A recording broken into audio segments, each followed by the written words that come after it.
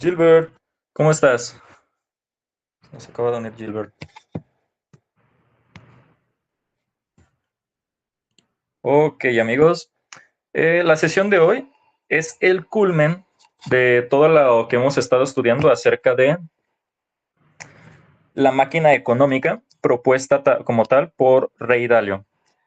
Así de que vamos a culminar con el tema central, la última meta de los bancos centrales, que en este caso sería un beautiful deleveraging, o sea, un desapalancamiento hermoso en español.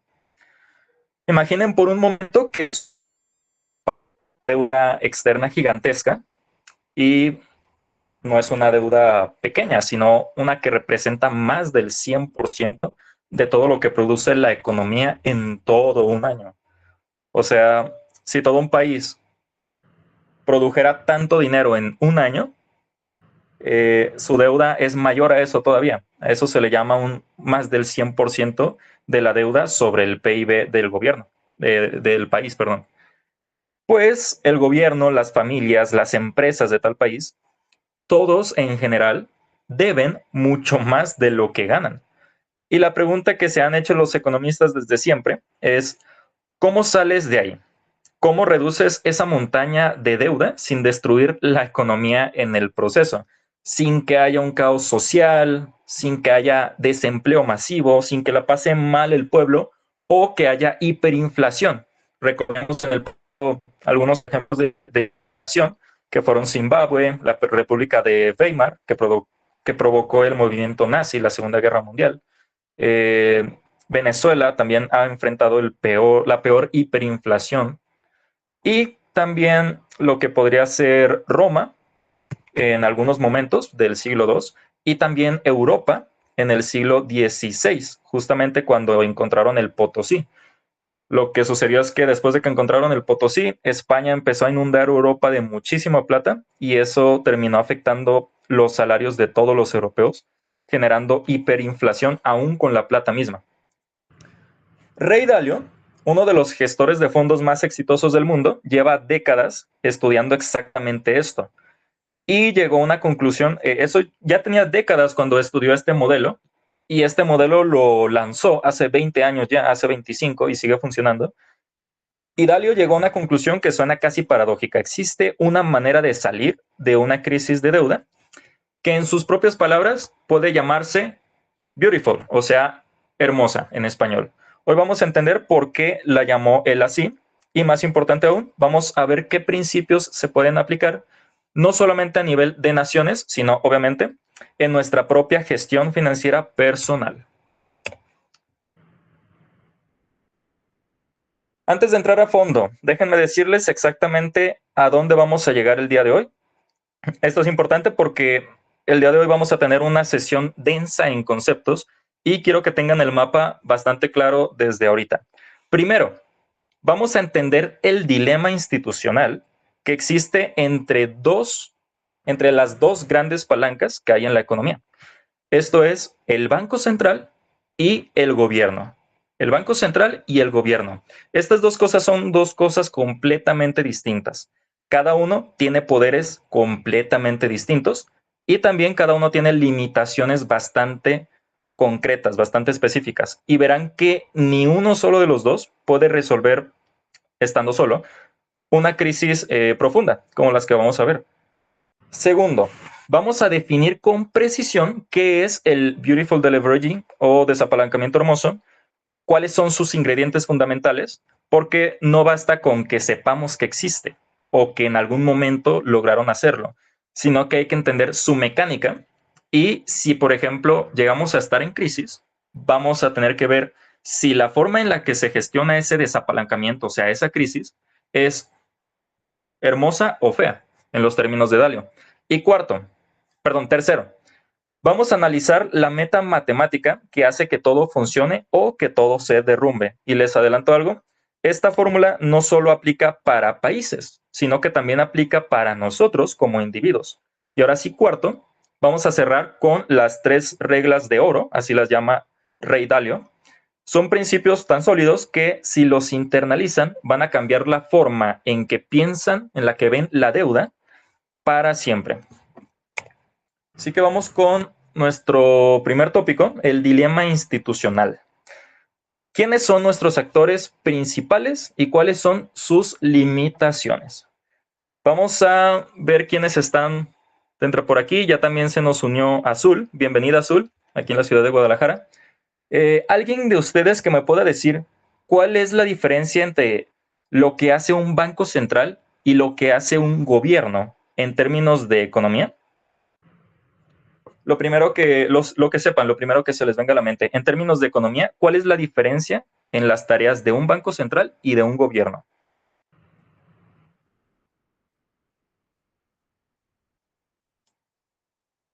¿Alguien que se anime?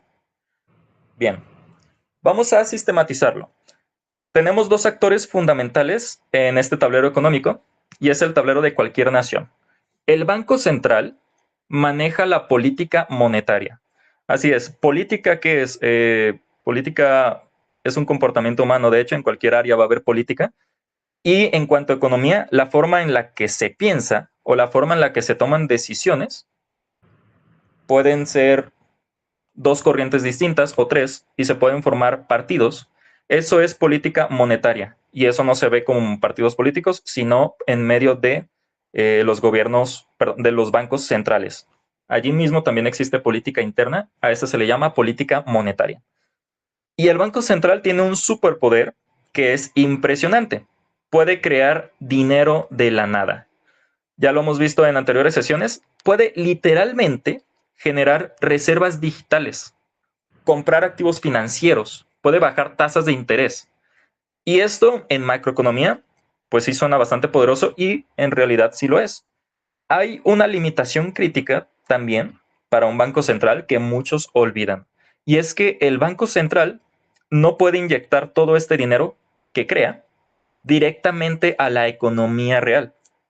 Así es, pues un banco central no puede contratar a un maestro, no puede construir un hospital directamente, no puede comprar cemento directamente, solo puede interactuar con el sistema financiero de una manera indirecta.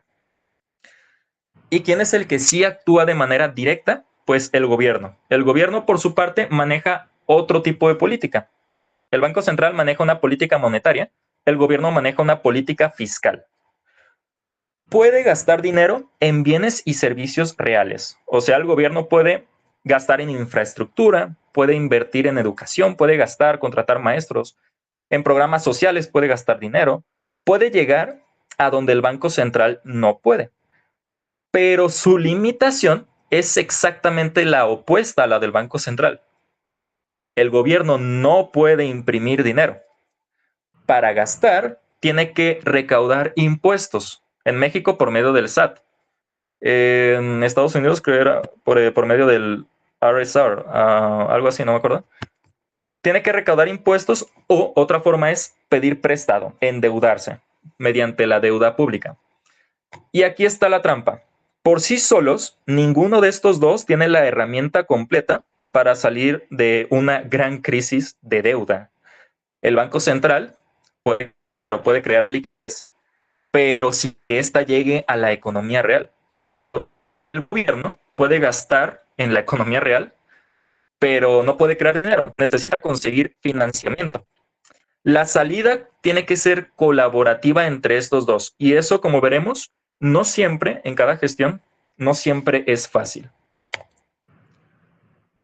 ¿Cómo se inyecta liquidez en la economía? Pues, ¿cómo se crea dinero? Entonces, ¿cómo resuelven estos dos esta limitación estando conjuntos? Pues la respuesta es un mecanismo que se llama monetización de deuda. Así se llama este concepto, monetización de deuda.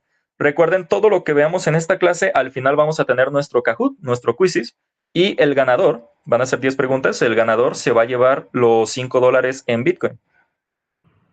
Esto se llama monetización de deuda, o más coloquialmente, como ya lo hemos llamado en otras clases, es imprimir dinero. Imprimir,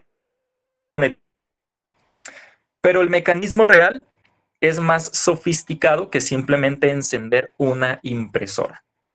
Funciona así. Esto no me interesa mucho que lo entendamos al 100 ahorita porque es bastante complejo, pero a sencillez, el Banco Central crea dinero nuevo mediante reservas digitales. Con ese dinero va al mercado y compra bonos del gobierno. El mercado no es una ahorrera, no es un SAMS. El mercado en este caso son los mercados financieros. El Banco Central primero crea dinero, imprime dinero digitalmente y luego va a estos mercados financieros donde se venden bonos soberanos, los CETES o los bonos del tesoro, y compra estos CETES, compra estos bonos del gobierno. Son instrumentos de deuda soberana. A ese proceso se le llama en inglés quantitative easing o QE. QE, quantitative easing, eso es prácticamente imprimir dinero. Cuando ustedes vean QE, estamos en una etapa de QE, estamos en una etapa de impresión de dinero.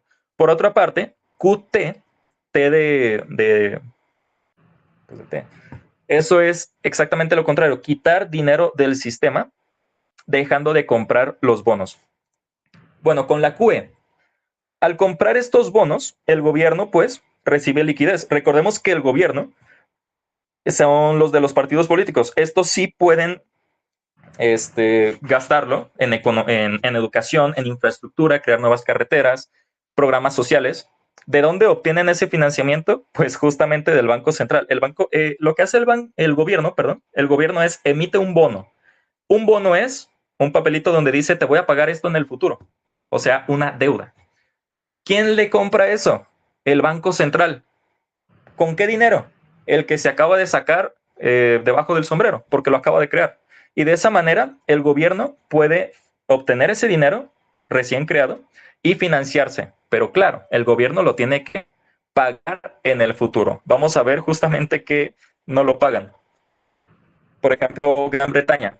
El Reino Unido lleva haciendo esto desde hace 200 años, bueno, realmente desde hace más, pero aún tiene bonos de hace 200 años, de los 1800, que aún no terminan de pagar. Lo que hacen es, cuando se acaba el vencimiento, cuando se acaba la fecha y tienen que pagarlo, hacen que su banco central recompre nuevamente ese bono y de esa forma no pagan la deuda, solamente pagan los intereses. Y así le han estado haciendo, renovando cada 30 años durante 200 años.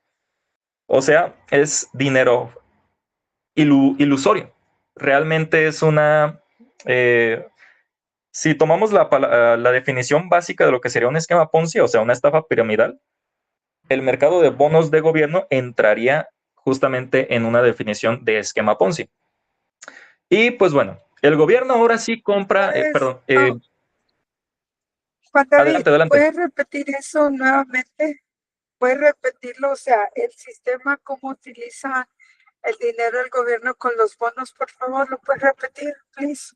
Ok, claro que sí. Tenemos tres pasos, uno, dos y tres. Primero, tenemos dos cosas diferentes. Una es el Banco Central, otra es el gobierno. Lo que mencionábamos, el Banco Central solamente son banqueros, o sea, no pueden hacer mucho, no tienen relación con la gente. La gente no los elige, de hecho. Nosotros no votamos para ver quién es el banquero central. El Banco Central lo que hace es, puede imprimir dinero, pero no puede convivir con la gente. Por otra parte, tenemos al gobierno. El gobierno no puede crear dinero, pero sí puede convivir con la gente y poder darle a la gente por medio de gasto económico. Ya sea, bien lo decíamos, puede gastar en educación, puede gastar en programas sociales, puede dar becas, puede hacer todo lo que un gobierno puede hacer, pero no puede crear dinero de la nada. Entonces, un gobierno, ¿de dónde crea dinero? Perdón, ¿de dónde consigue ese dinero? Decíamos, hay dos formas. Una es que se recaude por medio de impuestos o la otra es que pida prestado de algún lugar. Y aquí es donde tenemos esto. El Banco Central sí puede crear dinero.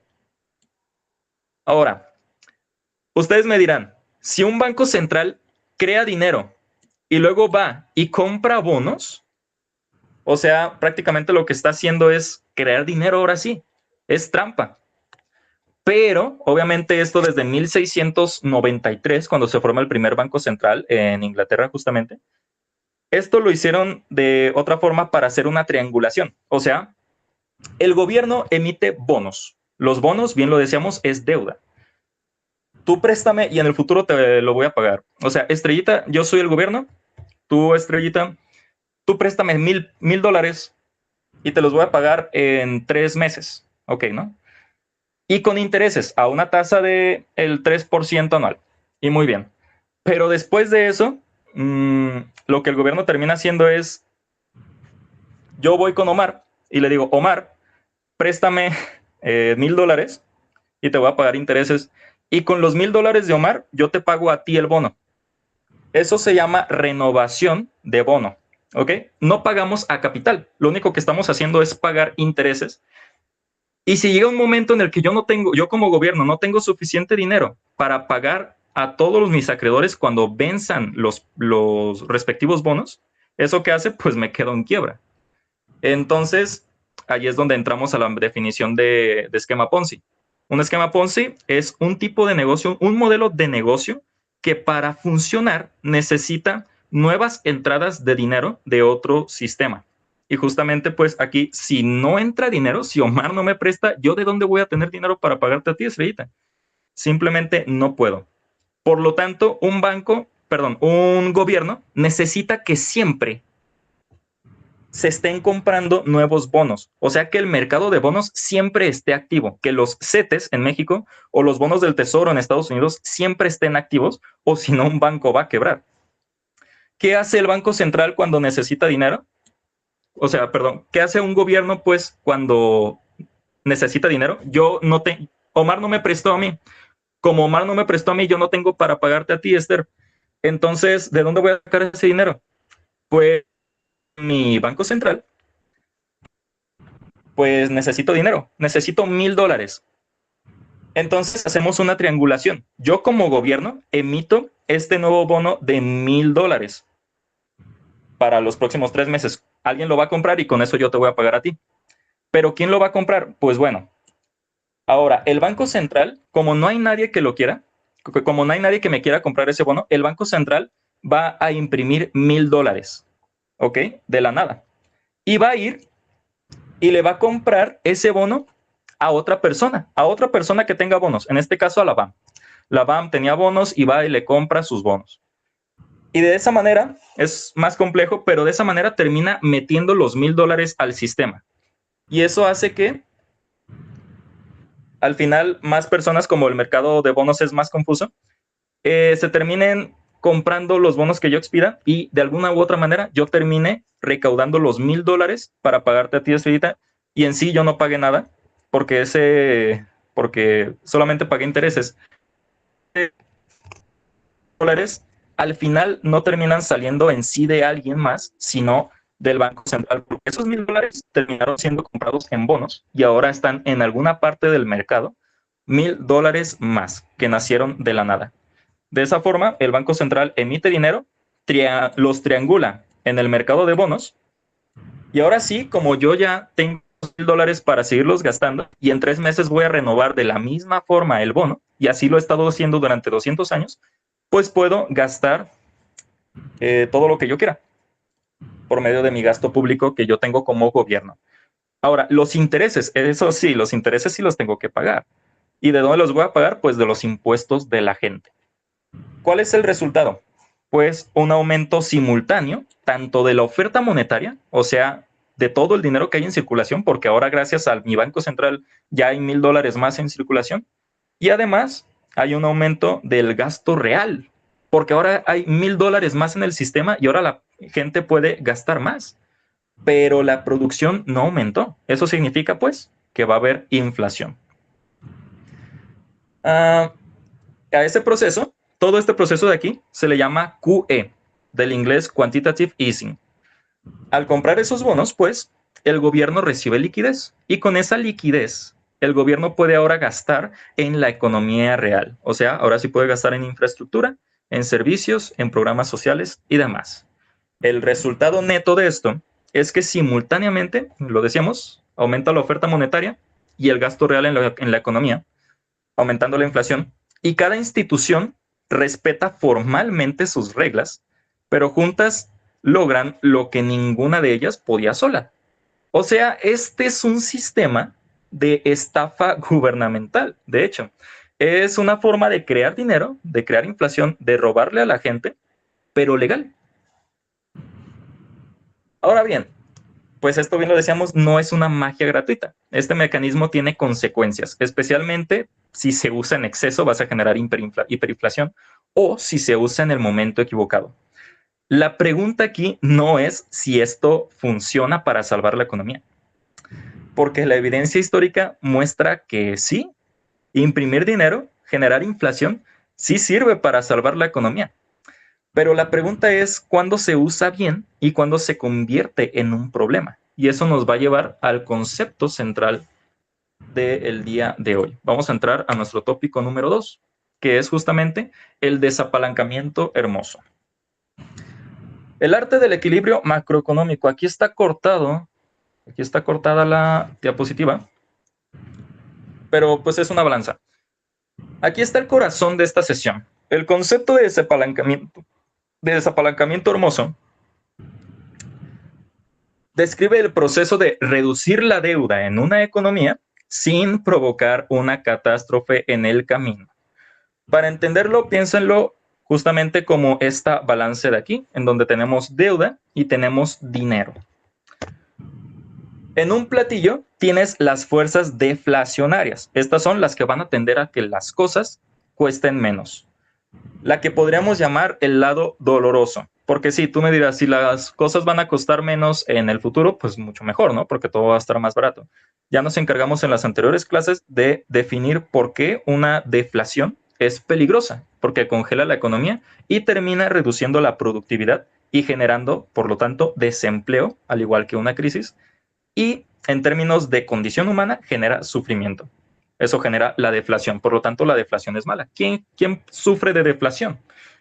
Suiza, China, a veces Sudán del Sur. ¿Quién sufre de hiperinflación? Venezuela, Irán, a veces Sudán del Sur otra vez. Sudán del Sur es el más volátil de todos. En el lado doloroso de las fuerzas deflacionarias, ya habíamos visto las 4 palancas. La austeridad, perdón, en este caso son 3. La austeridad, los recortes en gasto, la reestructuración de deudas, la redistribución de riquezas. Y todas estas medidas reducen la deuda, sí, pagan a capital, pero también contraen la economía, bajan los ingresos y si se aplican solas generan una recesión profunda. Ahora, en el otro platillo de la balanza están ahora sí las fuerzas inflacionarias, el lado estimulante. Y para esto se necesita imprimir dinero, estimular la economía fiscalmente comprando los bonos, justamente como lo vimos, el quantitative easing. Estas medidas dan vida a la economía, pero si se aplican solas vas a generar hiperinflación. Si la gestionas sin control, pues vas a terminar haciendo una crisis mucho mayor. Así pues, lo que se llama el desapalancamiento hermoso no es ni irte ni a un lado ni a otro, sino más bien un equilibrio exacto entre ambos. Suficiente austeridad para reducir la carga de la deuda de este lado, reducir la deuda de forma real, o sea, pagando a capital, pero también suficiente estímulo, aquí estoy, suficiente estímulo monetario para que la economía no se colapse y el crecimiento siga continuando. La palabra aquí beautiful, o sea, hermoso en español, no se refiere a que sea agradable, a que sea hermoso en sí, sino a que más bien es elegante. O sea, logra lo que se había propuesto sin destruir lo que se debe preservar.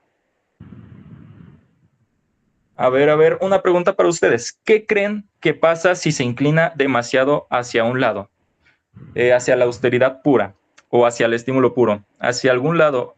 ¿Qué pasa si de repente la balanza se termina inclinando masivamente hacia uno de estos lados? ¿Alguien que haya estado en las clases anteriores y me quiera responder?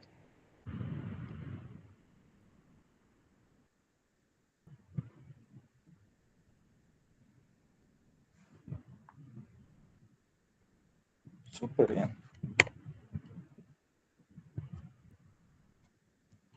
Ok, ahora sí lo que les contaba de la fórmula del éxito. Esta es la meta matemática. Crecimiento. Ok, muy bien. Todo esto pues suena muy bien en términos cualitativos. Pues sí, pero la economía al final es matemáticas y el desapalancamiento hermoso tiene una condición matemática muy precisa que debe de cumplirse sí o sí. Y aquí está la fórmula. La tasa del crecimiento de ingreso nominal debe de ser mayor que el interés de deuda. O sea, el PIB nominal, el GDP nominal, debe ser consistentemente mayor que la tasa de interés nominal de la deuda. En otras palabras, tienes que crecer más rápido de lo que tu deuda crece. En términos de negocio, algo más pequeño, tú debes generar más dinero para pagar los intereses de tu crédito. Porque si genera menos dinero de lo que suben tus intereses, pues ya valiste. Así también en un desapalancamiento. Y pues esto puede sonar muy obvio, pero tiene también sus implicaciones profundas. No basta con pagar la deuda. Así es, porque ya hemos visto en anteriores clases que si te enfocas en pagar la deuda, pues al final tu ratio de ingresos sobre deuda, al final pues va a terminar aumentando y eso es peligroso, porque pues sí, terminaste pagando a la deuda, pero terminaste también reduciendo tus ingresos y eso pues te terminó afectando mucho más. Incluso si estás pagando puntualmente, si tu economía crece al 1%, por así decirlo, pero tu deuda cobra intereses al 5%, eso significa que matemáticamente estás valiendo por 4% al año.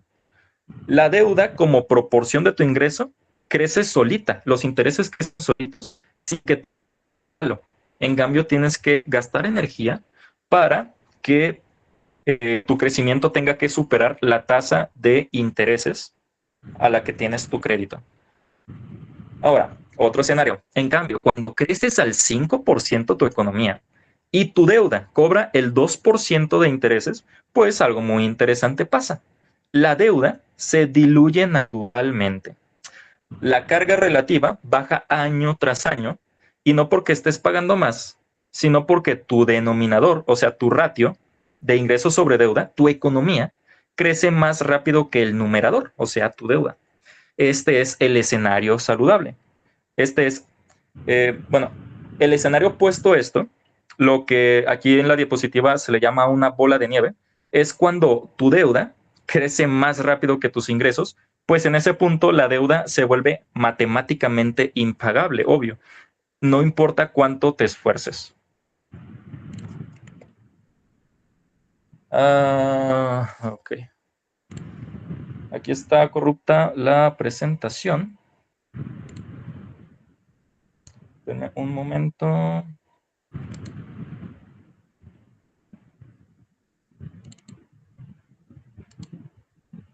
Es 24, sí.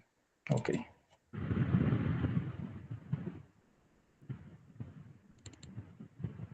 Ok. Ahora vamos a ver la diferencia entre un desapalancamiento feo y uno hermoso. Aquí está.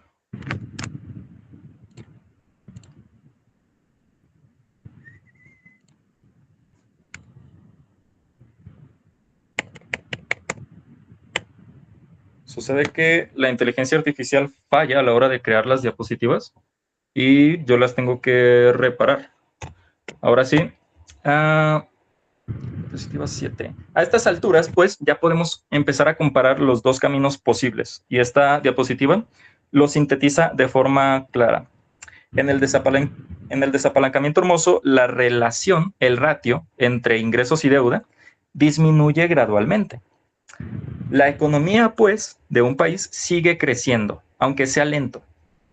La inflación se mantiene en niveles manejables.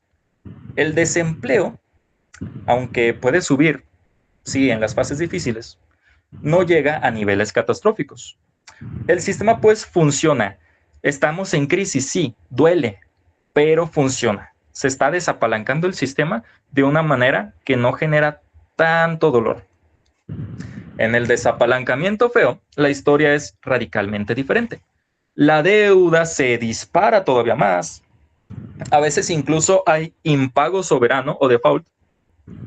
Alguien, por ejemplo,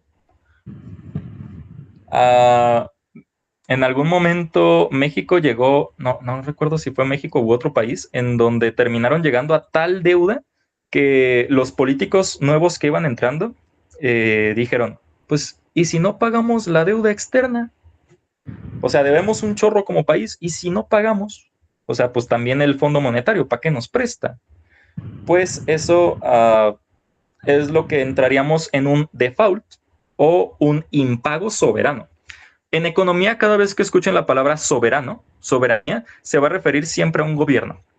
Fondos soberanos. Fondos soberanos se refiere a pues los fondos de inversión que tenga un país. Por ejemplo, el Fondo Soberano de Noruega es uno de los mayores accionistas de Tesla Motors. Es un fondo soberano. El país de Noruega es uno de los mayores accionistas de Tesla Motors. El Fondo Soberano de El Salvador compra un Bitcoin todos los días. Pues ya estamos hablando de algo como país. Siempre en economía que escuchemos la palabra de soberanía es algo relacionado a un gobierno, a un país. Cuando hay un impago soberano, un default, la economía entra pues en una recesión profunda. Y dependiendo del exceso de estímulo o de austeridad, las dos balanzas, dependiendo del exceso que haya en uno u otro lado, el resultado pues es una deflación severa, como en la Gran Depresión de los años 30 en Estados Unidos, o por otro lado una hiperinflación, como en la República de Weimar, o sea, en Alemania en los años 20, el siglo pasado, o en Venezuela recientemente. Esto significa pues que el desempleo se dispara y la cohesión social se termina rompiendo. Pregunta para ustedes, ¿pueden darme algún ejemplo histórico de algún desapalancamiento feo del que hayan escuchado? O sea, una crisis que haya sido mal gestionada en algún país de la que sepan.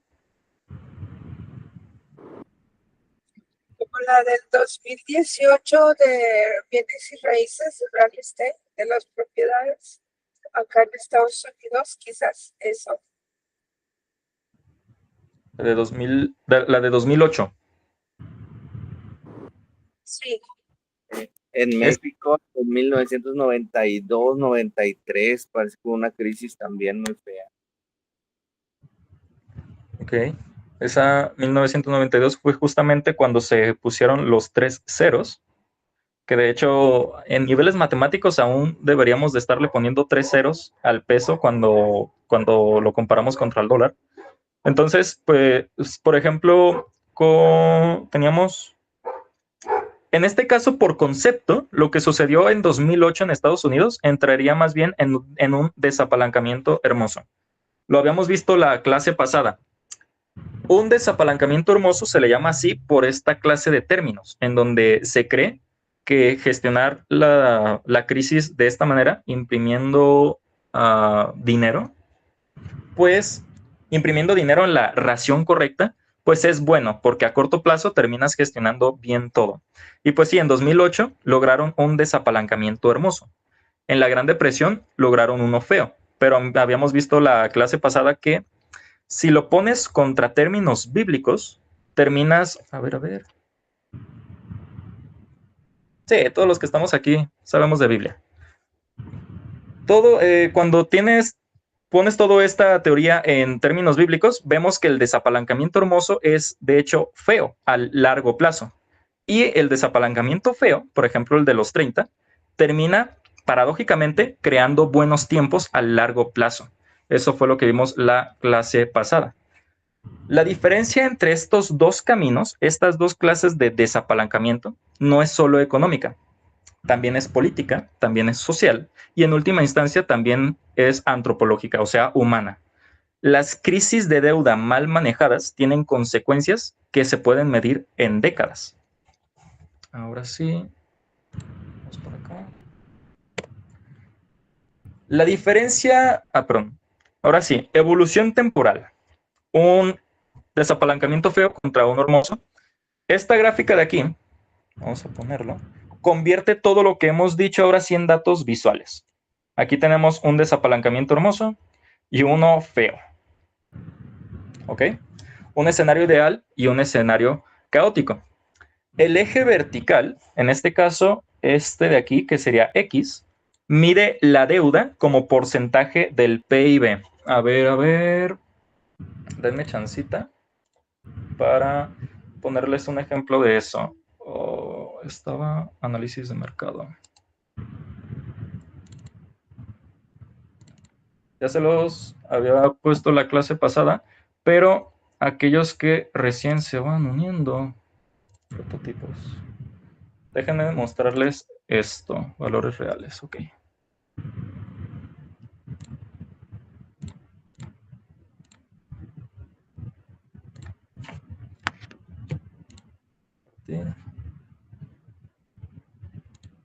Muy bien. Este de aquí es mi análisis de mercado, o sea, todo el análisis personal que yo tengo. Y aquí tengo datos macroeconómicos. ¿Qué es esto? Vamos con la economía más potente del mundo, Estados Unidos. Estados Unidos en 2024 registró un PIB, un GDP, de 29 trillones. Súper bien, ¿no? En 2023, de 27. En 2022, de 26. 23, 21, 21, 20, 19, 18, 18, 17. ¿Qué significa esto? Que cada año Estados Unidos tiene un PIB más alto. O sea, su economía está creciendo en dólares. Vamos con China. China desde 2013 tiene un GDP, un PIB, de 9 trillones, 10 trillones, 11 trillones, 11, 12, 13, 14, 14, 17, 17, 18, 18. La tercera economía más grande del mundo es Alemania. Tenemos que Estados Unidos, la primera tiene 29, China tiene 18 y la tercera, que es Alemania, tiene 4. O sea, aquí ya bajó muchísimo completamente. Y ya después estarían Japón con 4 también, India con casi 4, Reino Unido, Francia, Canadá, Italia y México. México es la 10ª potencia económica, el 10º país con mejor PIB, que supera de hecho al de Corea del Sur. Aquí el de Corea del Sur pueden ver que es de 3. No. El PIB de Corea del Sur es de 1.71 trillones y el de México es de 1.85 trillones. México mueve más dinero que Corea del Sur. Ahora, cuando tú pones cuánto genera en un año un país y lo pones contra cuánto debe, lo que tú obtienes es tu ratio de deuda soberana, o sea, tu government debt, tu GDP. ¿Esto qué significa? Significa que, por ejemplo, Estados Unidos tiene una deuda contra PIB del 124%. 124%, ¿qué significa? Bueno, el 100%, si tú tienes un ratio de deuda sobre PIB del 100%, significa que tú debes lo mismo que ingresas en un año. O sea, si Estados Unidos tuviera un ratio de 100%, significa que ingresa 29 trillones, pero debe 29 trillones también. Pero la deuda de Estados Unidos no es de 100%, es de 124%. O sea que Estados Unidos ingresa al año 29 trillones, pero debe 35. Entonces, vamos con otro país. Estados Unidos tiene un ratio de deuda de 124%.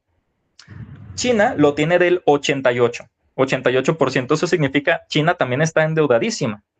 Pero bueno, no es que sea bueno, pero Estados Unidos está sobreendeudado a niveles extraordinarios. Y bueno, esto yo lo podría seguir haciendo con Alemania, con Japón, con India, pero me da un chorro de flojera. Así que nomás lo hice con el único país que sigue en la lista que me importa, que es México. En este caso, México tiene un government debt to GDP del 53%. Eso significa que si nosotros ingresamos 1.8 trillones al año, México debe el 50%, ponle, que vendría siendo 0.9 trillones, o sea, 900 billones. Ahora, con todo esto, pues nosotros podemos jugar con un montón de cálculos, porque en México tenemos una población de unos 145 millones de personas. Así de que deuda externa en dólares, por ejemplo, en pesos. Si nosotros, como mexicanos, cada uno, para poder pagar la deuda externa, o sea, todo lo que debemos como país entre 145 millones de personas, ¿cuánto nos tocaría? ¿Cuánto tendríamos que poner? La respuesta son 142,773 pesos con 50 centavos. Cada persona de cualquier edad, inclusive bebés, tendrían que poner 142,000 pesos. En dólares es lo mismo que $7,000. Vamos a verlo en dólares para más sencillo. Cada mexicano debe $7,000, $7,300. En China me dio flojera hacerlo, no lo hice. Pero en Estados Unidos sí. Si en México cada persona debe pagar $7,000, Estados Unidos está tan endeudado que cada persona estadounidense debe de pagar $106,000. En pesos, eso es que cada persona, cada estadounidense, para pagar la deuda de su país, debe de pagar 1,810,000 pesos. Con esto podemos empezar a jugar muchísimo. Entonces, ya con esto como contexto, ahora sí vamos a seguir con las diapositivas.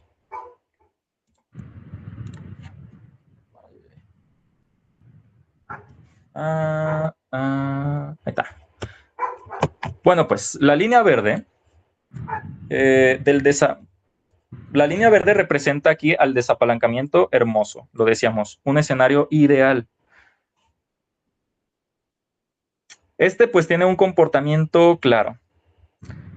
Desciende de forma constante durante 10 años. Ahora sí, esto de aquí, perdónenme.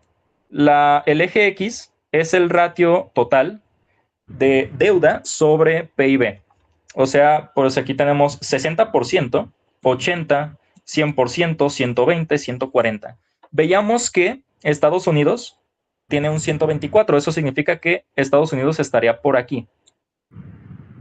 China lo tiene de 88, entonces estaría por aquí. Y México con un 53 por aquí. Bien sencillo, ¿no? La de acá abajo, pues, son los años. Año 0, año 1, año 2, desde que empieza la crisis. Esto de aquí, pues la verde es que al principio tienen mucha deuda sobre PIB y gradualmente pues va bajando desde un 120% a un 65, 70, perdón, 60 en el año 10, o sea, una década. En cambio, uno feo es que empiezas en 120 y al segundo año ya estás en 140 y después, ¡pum!, te desapalancas en el tercer año hasta un 90 y así te lo vas llevando y en el 10º año, fíjense que al final estamos en un nivel mayor, o sea, en un nivel peor del que terminamos iniciando. La línea verde, esta línea verde pues aquí es recta, sí, pero en la realidad no va a ser recta, no va a ser perfectamente recta, pero sí tiene una tendencia inequívoca, una tendencia a bajar. Hay momentos de más tensión, hay momentos de más alivio, pero la tendencia en un desapalancamiento hermoso es siempre la misma. Tiende a aumentar los ingresos sobre la deuda y eso hace que el ratio disminuya. La línea roja del desapalancamiento es exactamente lo contrario. Es errática, es volátil y no tiene tendencia, no tiene rumbo fijo. Cae en algunos momentos por impagos o recortes bruscos, no porque están haciendo las cosas bien. Y luego rebota con fuerza cuando la inflación se dispara o cuando vuelven a emitir deuda. En un negocio, supón que esto es, tienes que pagar intereses, entonces pides prestado de algún lugar y pagas. Y alivio. Y después tienes que vender alguna máquina y luego te tienes que volver a financiar y compras otra y tienes un desorden. No tienes rumbo. Caes en algunos momentos, en otros rebotas, pero después de 10 años, el nivel de deuda, en este caso de países, está prácticamente igual que al inicio o incluso más alto. El objetivo que marcan los economistas, pues, para el escenario saludable es reducir la deuda a menos del 60% del PIB en un horizonte de 10 años. Chale, ¿verdad? En 10 años pues, debes de tener un ratio de menos del 60%. México lo tiene del 53%, está sano. China lo tiene del 88%, está sobreendeudado. Pero Estados Unidos, ¿cómo se los puedo explicar? Cuando hay guerra, muy bien, por ejemplo, ahora que tenemos lo de Guadalajara, escuchamos balazos y, bueno, hubo bloqueos y toda la ciudad se escamó, se asustó muchísimo. Pero esto no es una guerra. Es una batalla entre menores. Una guerra, a lo que se llama guerra, es algo entre países, entre ejércitos. Algo chido, algo bien. De esas nomás hemos tenido 2. la primera y la segunda. Y para eso se necesita que, bueno, por ejemplo, los que hacemos industria de metales, ya no vamos a mantener nuestras máquinas trabajando para industrias de comida o de embotellamiento o de leche o demás de estas cosas, sino para fabricar armas. Y todas las empresas van a estar fabricando cascos, van a estar fabricando balas, van a estar toda la maquinaria enfocada en eso. ¿Para qué? Para dispararla. ¿Eso qué va a hacer? Como tienes que generar muchísimo armamento y defensa en poco tiempo, porque una guerra dura pocos años, pues tienes que endeudarte para tener mejor equipo y ahora sí poder tener más chances de ganar la guerra. Y eso es lo que se hace en las guerras. Se imprime dinero específicamente para eso. Se ha hecho en la Primera Guerra Mundial, que tiene que ver con la misma creación de la FED. De hecho, con una historia del Titanic por allí. Se hizo con la Segunda Guerra Mundial, se imprimió dinero. Se imprimió dinero para la guerra de Vietnam, se imprimió dinero para la Guerra Fría, que es otra cosa, pero también se imprimió dinero. Se imprimió dinero para las operaciones en Afganistán, se imprimió dinero para muchísimas de estas cosas. Ahora, ¿a qué voy con esto? En la Segunda Guerra Mundial, que fue cuando Estados Unidos se endeudó muchísimo para crear la bomba atómica, su ratio de deuda llegó a un máximo histórico. Ese máximo histórico era 114%. O sea, Estados Unidos necesitaba 1.14 años para pagar toda su deuda. 114% fue un máximo histórico en plena Segunda Guerra Mundial, la peor guerra que ha existido. Pero ahorita no estamos en guerra. Ahorita no hay guerra. El mundo está bastante pacífico. Solamente tenemos Ucrania, tal vez Israel, por allí. Pero no hay una guerra mundial. No hay destrucción masiva. Y así calladito, Estados Unidos superó su déficit de la Segunda Guerra Mundial. Ahora ya no está en un 114%, está en un 125%. Eso, pues, ya sabemos a dónde nos va a llevar en los próximos 15 o 20 años. Pues bueno, el objetivo de los economistas aquí es que al menos en un desapalancamiento teórico, en una crisis teórica, pues bien, esto termine debajo del 60%. En futuras clases vamos a ver cómo tiene que ver, qué tiene que ver el dólar, el mercado, el oro, por qué rayos la bolsa de valores y el oro están en máximos históricos al mismo tiempo. Está bastante extraño todo ese asunto y eso lo vamos a ver en futuras clases. ¿Cómo se ve el éxito? En este caso del modelo de Ray Dalio, ¿qué es el éxito en el modelo del Ray Dalio? Vamos a tomar que el éxito es algo subjetivo. Y en este caso de Ray Dalio, bien, ya sabemos cómo se ve el fracaso. Ahora, ¿cómo se ve el éxito? El desapalancamiento hermoso tiene 3 señales vitales que funcionan de manera simultánea. La primera es que la deuda, como proporción del ingreso, o sea, el ratio, va bajando de manera sostenible, no de golpe, sino de forma gradual, suave y predecible. La segunda señal es que el crecimiento del PIB es positivo. O sea que la economía no está en recesión, no se está contrayendo. Perdón, no, recesión es otra cosa. El PIB se mantiene creciendo. Puede estar en recesión, sí, pero se encuentra creciendo. Puede estar desacelerando, eso es una recesión. Pero aún así está creciendo. Por ejemplo, México desde el año pasado, en 2025 entró en recesión oficialmente. ¿Eso qué significa? Que el PIB estaba en tanto y comenzó a bajar a tanto. O sea, la economía ya no crece tan rápido, pero sigue positiva. Por lo tanto, eso es recesión, pero no crisis. Entonces, un desapalancamiento hermoso lo que trata es convertir la crisis en una recesión. O sea, algo que sí, duela poquito, pero no sea tan negativo.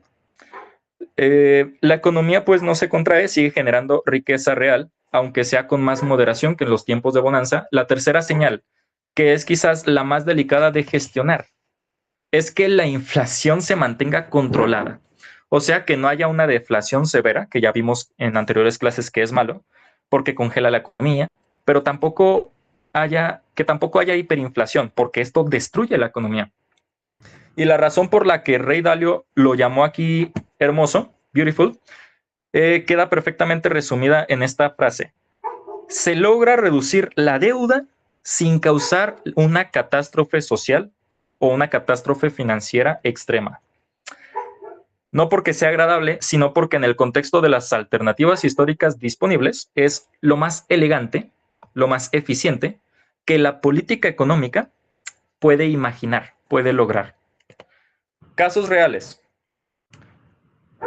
La teoría es fascinante, ya acabamos de ver la teoría, pero ustedes saben que hay que preferir que las ideas tengan pies en la tierra, y aquí vamos a ver 3 casos históricos donde este concepto se aplica de manera real. El primero es Estados Unidos, bien lo veíamos en la crisis inmobiliaria, entre 2008 y 2015, después de la crisis financiera global. La Reserva Federal, la Fed, y el gobierno coordinaron de manera muy estrecha. La Fed implementó programas masivos de compras de activos, o sea, lo que vimos, compra de bonos QE, y el gobierno hizo su parte también, lanzó estímulos fiscales para cubrir la caída de la demanda privada. ¿Cuál fue el resultado? La deuda llegó a pico en torno al 100% del PIB, pero se estabilizó. No hubo un colapso. La economía se recuperó, lentamente, pero se recuperó. El segundo caso es el Reino Unido después de la Segunda Guerra Mundial, entre el 45 y el 70. Tenían una deuda pública de 255% y la redujeron al 55, al 50 en solamente 25 años. ¿Cómo lo lograron? Con una combinación de represión financiera, con tasas de interés forzadamente alto, con una inflación moderada y una austeridad fiscal relativa, pero que no fue extrema. Por eso duró 25 años, fue gradual y funcionó. El tercer caso es el más interesante porque es el más reciente y también más compacto. Es Suecia en los años 90. Tuvieron una crisis bancaria severa y la respuesta por parte de los escandinavos fue rápida. Sanearon los bancos con rapidez, incluso con nacionalizaciones temporales. Dejaron de depreciar la moneda para ganar competitividad ante el exterior y emprendieron reformas estructurales profundas. Y ellos se recuperaron como en 5 años para salir de una crisis que pudo haber durado décadas. Ahora, esto de acá, sanear bancos, nacionalizar temporalmente empresas, depreciar la moneda para generar competitividad en la exportación, son cosas bastante chidas a nivel político y que Suecia lo pudo manejar bastante bien. Pregunta, ¿alguien que note aquí qué tienen en común estos 3 casos? O sea, ¿qué elemento central comparten? ¿Por qué se les llama a estos 3 un desapalancamiento hermoso? ¿Por qué lograron lo que lograron?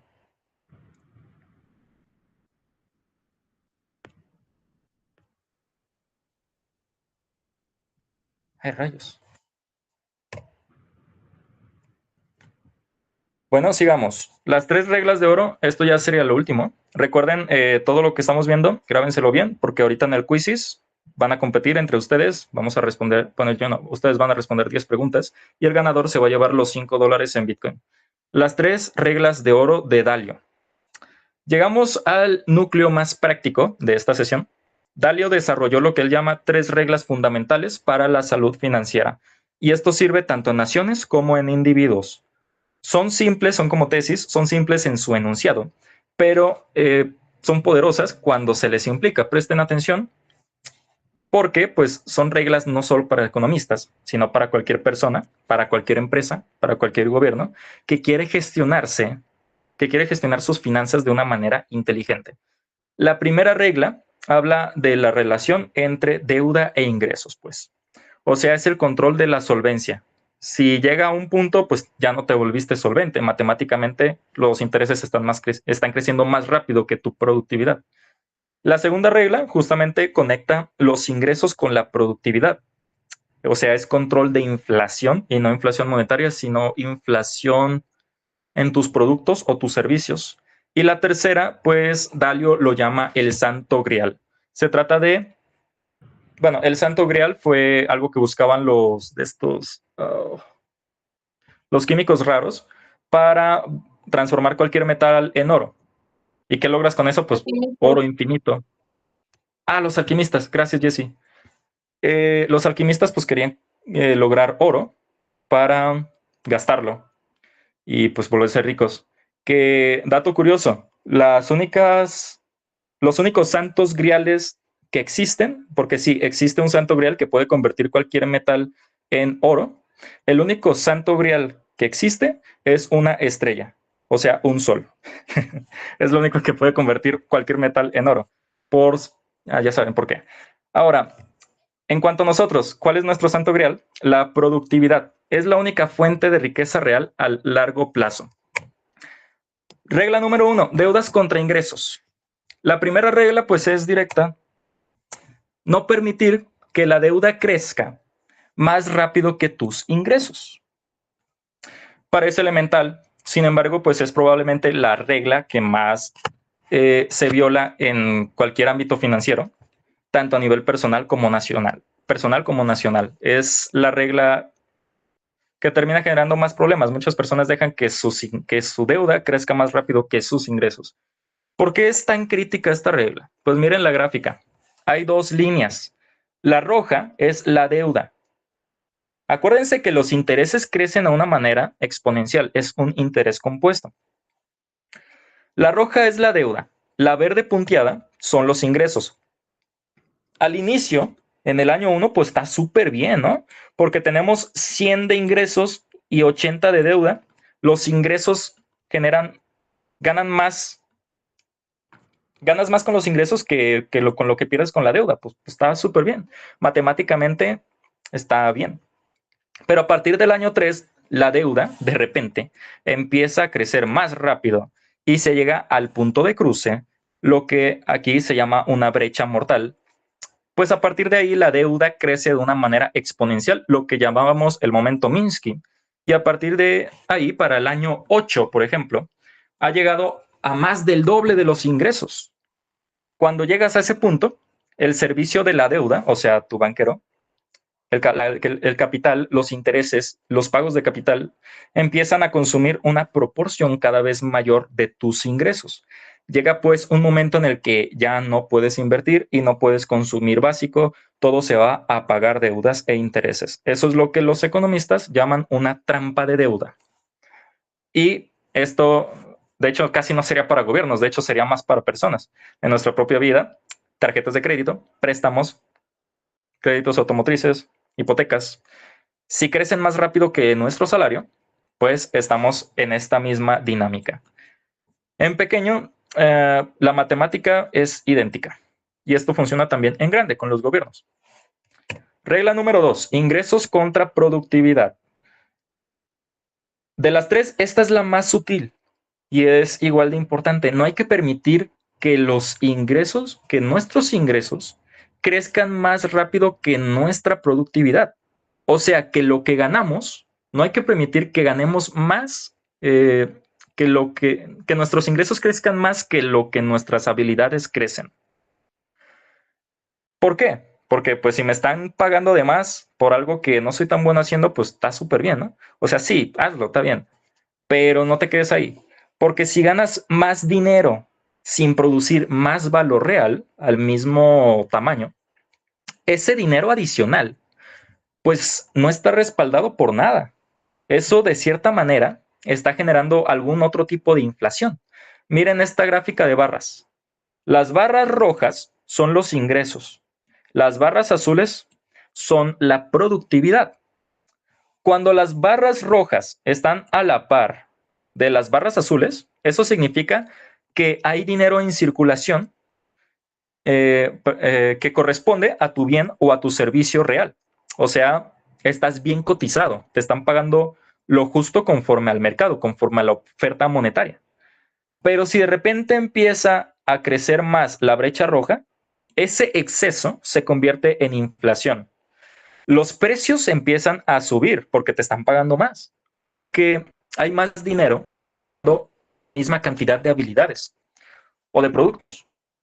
Las consecuencias de esto son dos. Uno, inflación artificial que erosiona el poder adquisitivo de todos. Y además, la segunda, pérdida de competitividad. Y esa es la peligrosa.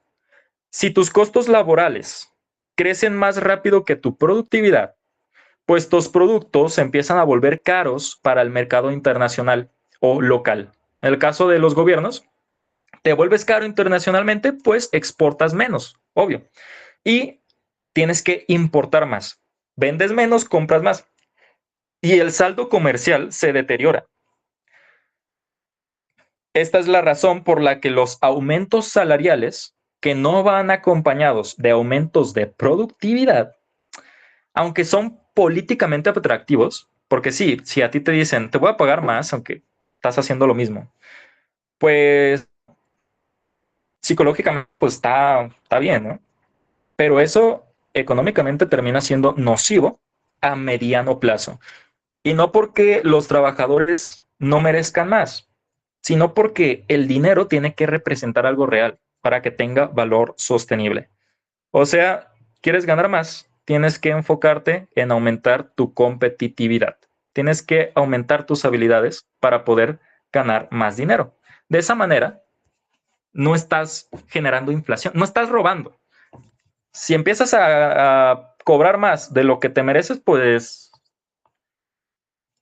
depende, el señor que te lo diga, pues unos te van a decir de manera más fea que estás robando. La regla 3, sigue esto. Bueno, si tengo que ganar lo mismo que mis habilidades, ¿cómo le hago? Pues tienes que aumentar tu competitividad, tienes que aumentar tu productividad. La tercera regla, este es el santo grial, hacer todo lo posible por aumentar todo lo enfocado en ti. Es la única fuente de riqueza real y la única sostenible. No es la deuda. La deuda puede acelerarte el crecimiento a corto plazo, pero pues es volátil, tiene que pagarse. Tampoco es la inflación. La inflación crea la ilusión de crecimiento, pero destruye el poder adquisitivo y después te saca de mercado. Solamente la productividad, o sea, la capacidad que tienes tú, la habilidad para producir más con la misma cantidad de insumos, con la misma cantidad de recursos en menos tiempo, con menos cosas. Eso crea valor que se acumula y que perdura de manera real. Miren esta curva azul. Es el crecimiento de la riqueza real impulsado por productividad. O sea, esta es la mera productividad real, neta, de la humanidad. Sin deuda, sin burbujas, sin inflación artificial, sin gente que cobra más de lo que se merece, solo valor acumulado año tras año. Es el camino más lento de todos, pero el más seguro. Es, bien lo decíamos con Singapur, tienes la parábola, unos construyen sobre piedra, otros construyen sobre arena. Y Singapur nomás tenía arena. Entonces, ¿cómo iba a construir? Pues Singapur antes de construir, construyó una piedra. Una vez que ya tenía piedra, ahora sí construyó sobre ella. Nosotros igual, este es el único camino, es el camino lento. Si no tienes piedra, si todo, lo único que tienes es arena, no puedes producir todavía. Primero tienes que crearte tu piedra para ahora sí empezar a crecer, a construir a partir de allí. ¿Cómo se aumenta la productividad a nivel de nación? La diapositiva aquí lo dice, invirtiendo de manera agresiva en 3 áreas. Hay que invertir como bestias en educación, porque el capital humano es el multiplicador de todos los demás. Hay que invertir en tecnología, porque permite hacer más con menos, y hay que invertir en eficiencia, porque elimina el desperdicio, que impide que los recursos fluyan hacia su uso más valioso. Y esto también aplica a ustedes como individuos. Invertir en su propia productividad, en sus propias habilidades, en su propio conocimiento, en herramientas que les permitan generar más valor, es la decisión financiera más inteligente que puedan tomar antes que empezar a invertir. Obviamente, pues no es la más glamorosa, no es la más fácil, pero sí es la más sólida. Para ir acabando, llegamos al cierre y antes de abrir nuestras discusiones, abrir el juego, quiero que nos quedemos con 4 ideas que resumen todo lo que vimos hoy. La primera, la salida de una crisis de deuda no puede hacerla ninguna institución sola, al menos en el sistema en el que estamos. Requiere una cooperación entre el Banco Central y el gobierno. Uno provee liquidez, el otro lo gasta en la economía real. Cuando esa coordinación funciona bien, el mecanismo opera como debe de operar, pero cuando falla, se convierte en un desapalancamiento asqueroso. Perdón, feo. La segunda, el desapalancamiento hermoso es un acto, pues, de equilibrio. No es ni pura austeridad ni puro estímulo, sino la combinación precisa de fuerzas deflacionarias e inflacionarias para reducir la carga de deuda sin destruir la economía. Tercero, existe una regla matemática que no tiene excepciones. El crecimiento de los ingresos debe de ser mayor que la tasa de interés de tu deuda. Si esta condición no se cumple, la deuda pues se vuelve impagable matemáticamente, independientemente de cualquiera de tus esfuerzos. Y la cuarta, para evitar que los ciclos de deuda se repitan, o sea, los ciclos de deuda son estos de largo y corto plazo, esos van a seguir funcionando, pero pueden dejar de funcionar en tu vida. Tú los puedes aplacar y que solamente sea productividad pura. Para eso, Dalio nos dejó 3 reglas de oro.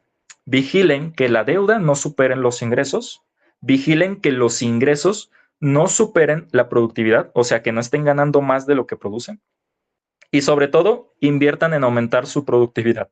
Esa es la única riqueza que perdura. Ese es el santo grial. Es lo único que de verdad te va a hacer rico ante todos los demás. Pues hemos recorrido todos los conceptos que ya tienen décadas de historia económica detrás, que se repiten una y otra vez. Lo fascinante de este tema, pues, que no solamente vive en libros, en instituciones, sino también en temas personales. Ahora les dejo con una pregunta para reflexionar. Analícenla con seriedad, conecten todo lo que aprendimos el día de hoy con la realidad inmediata de nuestro país. ¿Creen que nuestro país está cumpliendo actualmente con la regla del crecimiento de ingreso sobre deuda? Y pues no es una respuesta única, hay datos, hay perspectivas, hay matices políticos, económicos, de todo. Y eso es precisamente lo que quiero que piensen.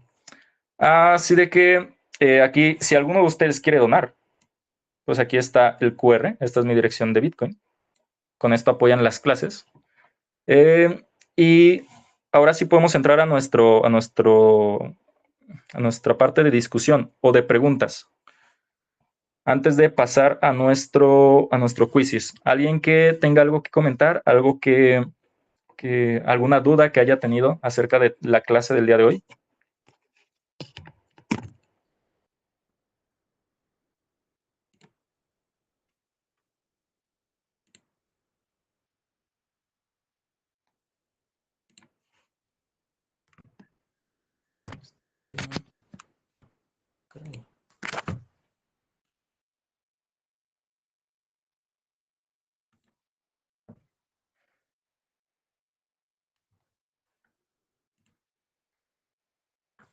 Pues todo muy claro, Juan, muy claro. Yo creo que, como acabas de decir, si no invertimos en nuestra persona para crecer, para ahorrar, para pagar deudas, las deudas tarde o temprano nos van a comer. Entonces, yo creo que la mejor inversión está en nuestra persona, en el conocimiento. Bueno, de hecho hay un versículo que me gusta mucho, dice, compra la sabiduría y no la venda. Proverbio, el artículo. Porque la sabiduría te puede sacar, incluso te puede salvar de la misma muerte. Estamos inmersos a veces en algunos créditos, por ejemplo, que a veces sacamos, ¿no? Pero hay créditos de al tiro muy malos. Bueno, no me van a dejar mentir. O a lo mejor si alguno ha tenido la experiencia que yo tuve con una tienda comercial, unos años saqué un boleto de avión para Cancún y eh, según yo la había liquidado toda, ¿verdad? Pero habían quedado no sé cuántos centavos o no sé, porque ya ve que siempre es que un centavo. Entonces, cuando me di cuenta de que no se había acabado de pagar, creo que habían quedado como 90 centavos allí. Habían pasado, creo que 3 años, y en 3 años ya vinieron a visitarme y me dijeron, oiga, es que usted debe en Banco Azteca una cantidad, yo creo que ya debía casi lo mismo de lo que costaba el boleto, estábamos hablando de 4,000 pesos. Y le dije, a ver, espérame, ¿cómo? O sea, No, yo te pagué, estoy segurísimo que te pagué. No, lo que pasa es que quedó y a ti te cobraban sobre la deuda, te cobraban, por ejemplo, tenías un pago mensual, semanal o no sé, de una cantidad, pero si se te acumulaba el pago más el crédito, este, más una morosidad. Al final de cuentas, yo terminé debiendo lo mismo, así cuando ya había liquidado la deuda. Entonces, yo, por eso tengo mi crédito arruinado con ellos, porque decidí no pagarles. Y de hecho, un amigo mío, o sea, no es bueno, ¿verdad? Pero al final de cuentas, pues no iba a pagar algo que ya había pagado. Entonces fui a aclaraciones y todo. En fin, más fueron y no pude arreglar nada. Entonces decidí ya no jamás volver a usar ese crédito, jamás. Este, y al final de cuentas, pues me subieron al buró y ahí quedé. Pero imagínate, o sea, esas tiendas en que uno a veces sus políticas están tan insanas, nosotros debemos de tener mucho cuidado en esos créditos y liquidar el último piquito, el último centavo para que, para que quede totalmente en ceros, ¿verdad? Esa es una experiencia que yo tuve con el banco de Azteca. Y otra, que últimamente, pues yo siempre digo, si me voy a endeudar, que sea una deuda para invertir, ¿verdad? Si lo voy a usar para un negocio, si lo voy a usar para emprender algo, entonces sí me puedo endeudar. Y que yo revise y salga el pago mensual, semanal, este, por lo que voy a pagar a mi cuenta. Entonces yo creo que, como dices, ¿verdad? La experiencia, y todo eso pues debe ser un cúmulo de conocimientos que nosotros debemos de tener. De hecho, yo siempre he pensado que deberíamos tener educación financiera desde que estamos en la primaria, porque pues te dan la gastada y te dan tus 10 20 pesos o no sé cuánto le den a uno y uno no sabe administrar todo eso. Sí, mira, gracias amigo. Justamente dijiste algo que me pareció interesante. A ver, ¿cuántos estamos aquí? Miren, en los grupos ya empezó a correr el enlace del Quizzes. También en mi estado ya se encuentra aquellos que se quieran unir para competir y jugar sobre lo que aprendimos hoy. Mientras se unen, déjame comentar este de acá, que va con lo que ¡Ese es mi dijiste. viejo banco! A ver, díganme si se escucha. Tal vez mi cuenta siga abierta. Cajera, ahora Sí, se ofrecemos... escucha. ¿Sí se escucha? Ok, pónganle atención. ¡Ese es mi viejo banco! Tal vez mi cuenta siga abierta. Cajera, ahora ofrecemos banco por cerebro. No tenemos registrada su retina, su huella digital ni su mapa del colon en el archivo. Sí, yo abrí una cuenta hace más de 1000 años. ¿Y mi tarjeta del cajero? ¿Todavía recuerda su NIP? Sí, es el precio de una pizza de queso y una soda grande en lava. Pizzería Panucci. Bien. Tenía un saldo de 93 centavos. ¡Ay, padrísimo! Y a un promedio de 2.25% de intereses en un periodo de 1000 años se convierte en 4.300 millones de dólares.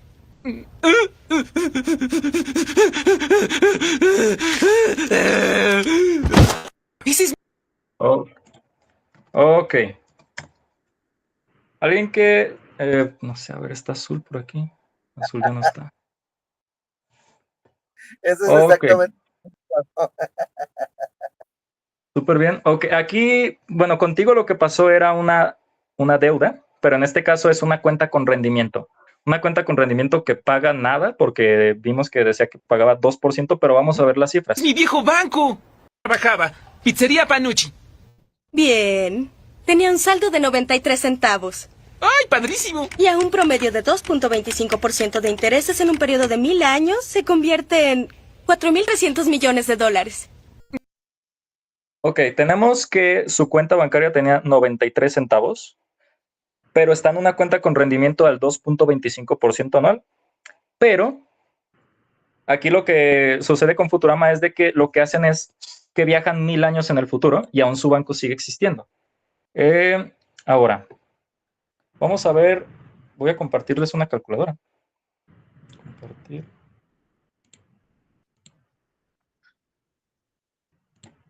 Les voy a enseñar a calcular lo que viene siendo el interés compuesto.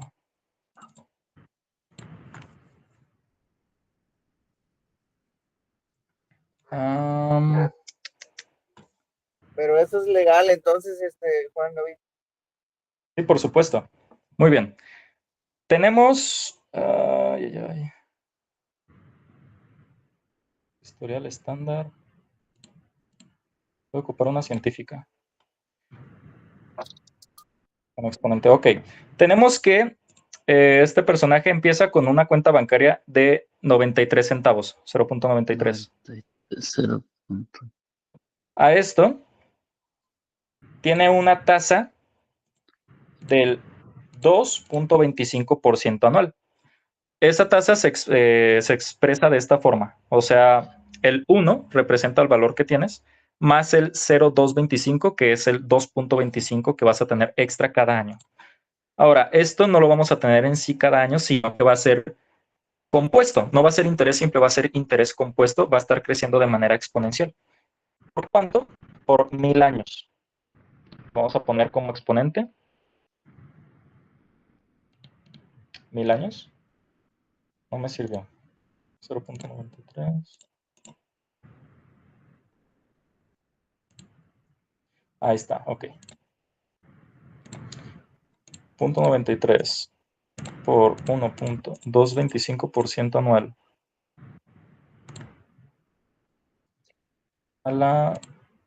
Ahí está.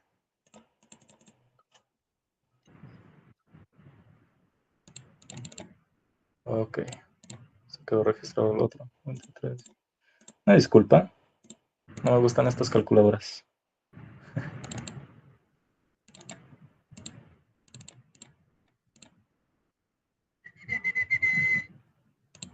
Ahí está, por 1000. ¿Cuánto nos da eso? Empieza con 93 centavos a una tasa del 2.25% por 1000 años.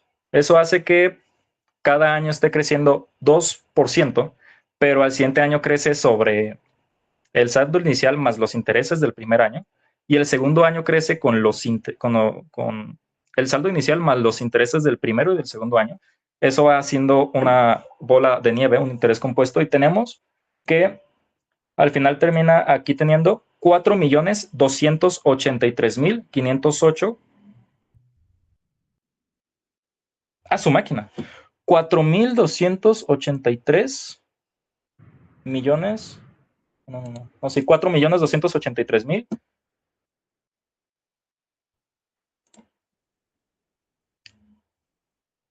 Bueno, todo eso. Y al final, a ver, al final, pues podemos volver a ver el video, que son 4.000 millones, algo así. Y justamente termina siendo esa la cifra exacta. Justamente Futurama fue escrita por los guionistas de Futurama, eran físicos con doctorado. La serie está justamente para eso, para ser científica. Y una soda grande en donde yo trabajaba. Pizzería Panucci. Bien. Tenía un saldo de 93 centavos. ¡Ay, padrísimo! Y a un promedio de 2.25% de intereses en un periodo de 1000 años se convierte en 4.300 millones de dólares. Ahí está, 4.300 millones de dólares. En la calculadora fue lo que nos dio 4.283 millones, 508.449,71 centavos. Eso sucede si dejas 93 centavos por 1000 años. Entonces ustedes imaginen que dejan un peso, bueno, no sé, 1 millón de pesos para sus nietos, pues en 60 años, ¿cuánto dinero va a ser? Es algo abrumador. Obviamente esto tiene que ser una tasa de interés mayor a la de la inflación para estar generando dinero real. Ahora, en cuanto a eso, también en la Biblia, en la parábola de los talentos, aparece algo similar. A uno le dan 10, a otro le dan 5, a otro le dan 1. Al final, el de 5, 5, 2 y 1. Al de 5 se hace 10, hace el doble. Al de 2 hace 4, hace el doble. Y el 1, ¿qué termina haciendo? Pues termina escondiéndolos.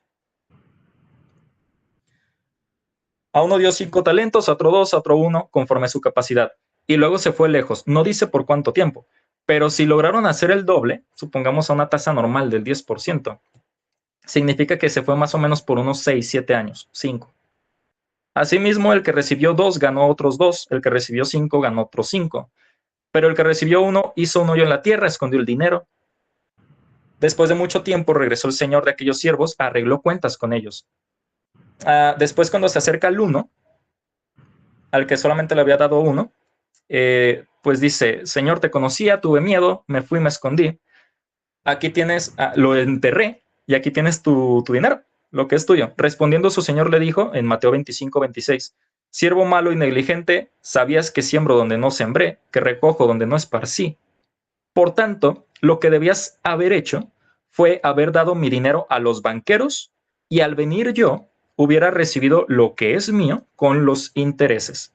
Quitadle pues el talento y dadlo al que tiene 10 talentos. ¿Esto qué hace? Esto en primera, pues bien sencillo, te pone interés compuesto. O sea, no entierres el dinero. Si no vas a hacer nada, mejor darlo a los banqueros y que generen intereses para que esté haciendo algo.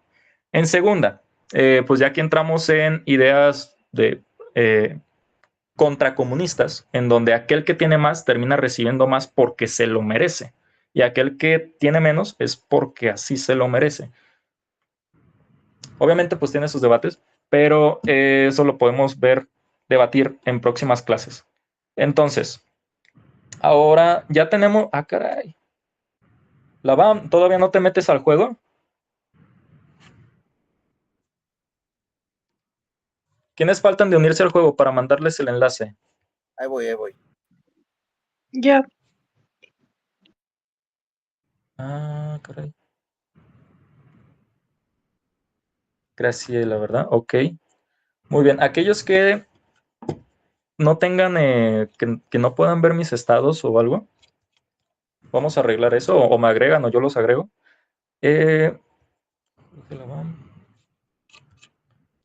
La BAM, listo, ¿verdad? Ok. Ahí tienen los enlaces, con ese se pueden ir uniendo.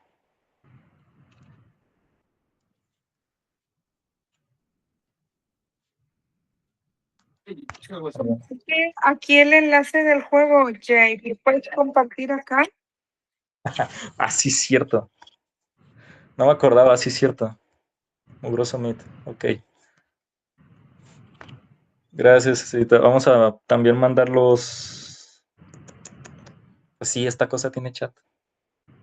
Ok, Jesse, Omar, Bert, Labam, Graciela, Jorge, amigo, bienvenido. Únetenos al juego, al Quizzes, para ver quién se lleva, quién es el campeón y se lleva los $5 en Bitcoin. Sí.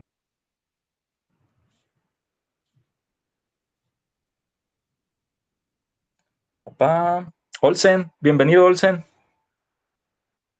Olsen, de Olsen no tengo el número. Olsen, Ok, pero Olsen gracias. estás en el grupo, ¿verdad? Sí, estoy en el grupo, pero de ahora sí donde se escucha todo lo que es lo que estaba Ya te enseñando hace uniste. rato de finanzas. Ok. Súper bien. También yo acá estoy compartiendo. Muy bien, como vemos, aquí estamos ya Jesse, Omar, Berta, Labam, Olsen. Falta mi papá, falta Jorge. Ahí píquenle al enlace. Pónganse allí un número, un nombre. Nombre y a darle.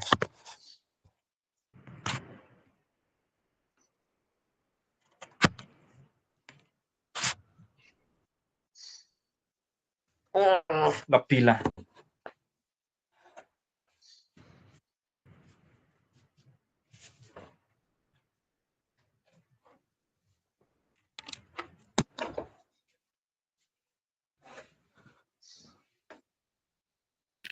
No puedo entrar porque ando haciendo unas maniobras. ¿Ya empezamos, David? Todavía no, todavía no. Juan El David, host. soy la Labam, pero no amigo. puedo porque ando haciendo unas maniobras ahorita aquí en el del tráiler. Ok, no te preocupes. No te preocupes, es conforme al ritmo. Cada uno puede ir acabando y si gusta, pues no espera a los demás, ya sería todo de la sesión, ya puede ir saliendo. Tu caso, Lavan, pues yo te voy a esperar hasta que termines. El ritmo del juego es a cada uno. Ok. Muy bien, Jorge, ¿cómo vas, brother? Ya estoy creando mi avatar aquí.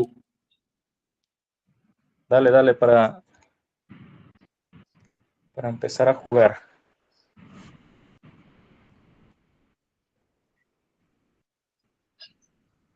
Así mero sin avatar, brother.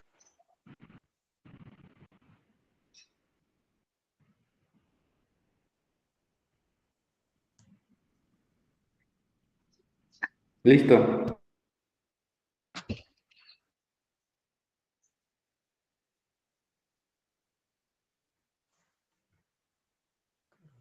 Ok, vamos a darle.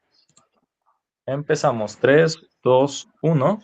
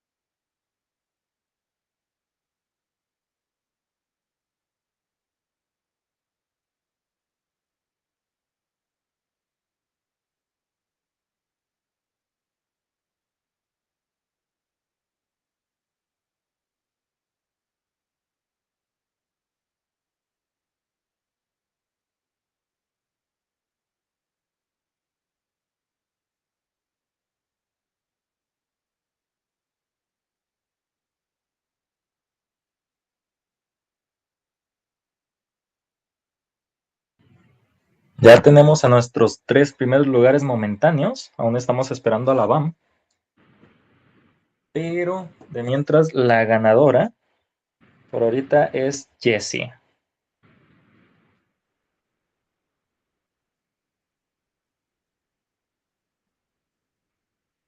A menos de que la BAM saque bien todas y le termine quitando el puesto.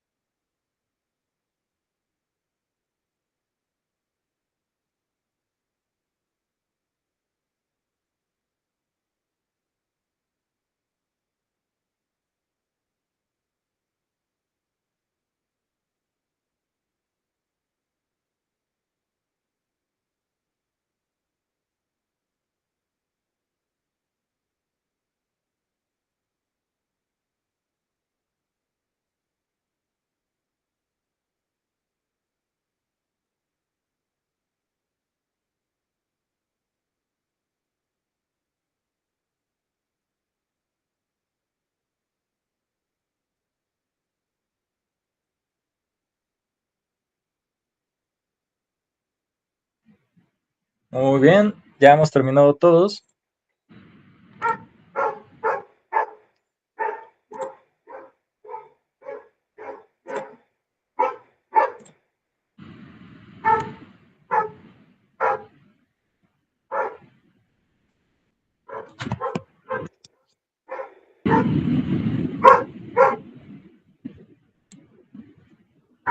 Y aquí tenemos a nuestra campeona, a Jess.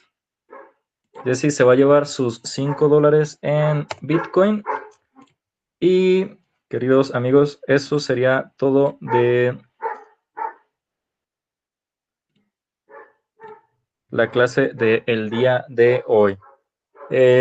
¿Algún comentario que quieran dar para aportar acerca de las preguntas? ¿Alguna duda? ¿Algo para ir terminando?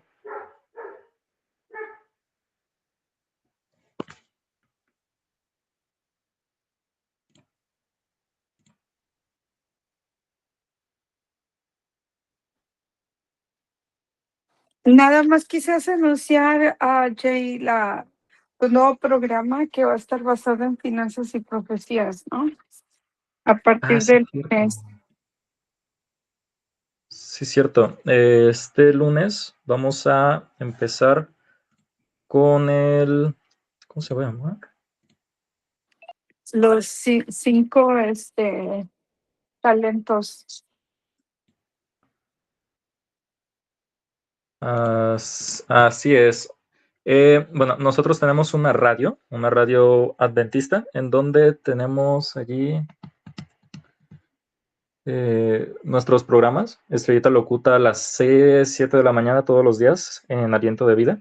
Y yo voy a estrenar un nuevo programa de lunes a viernes a las 8 de la mañana, en donde vamos a tener los 5 talentos, así se va a llamar. Va a ser un programa destinado a finanzas y mayordomía desde la Biblia.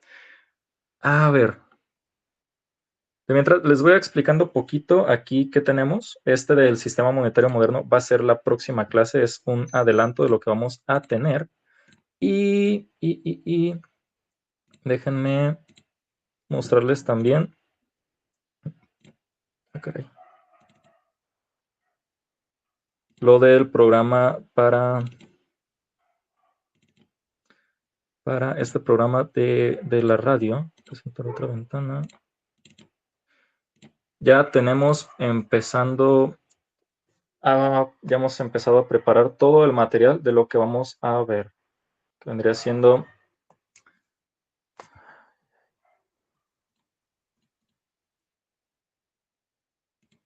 aquí mero. La teología de la propiedad para el mes primero.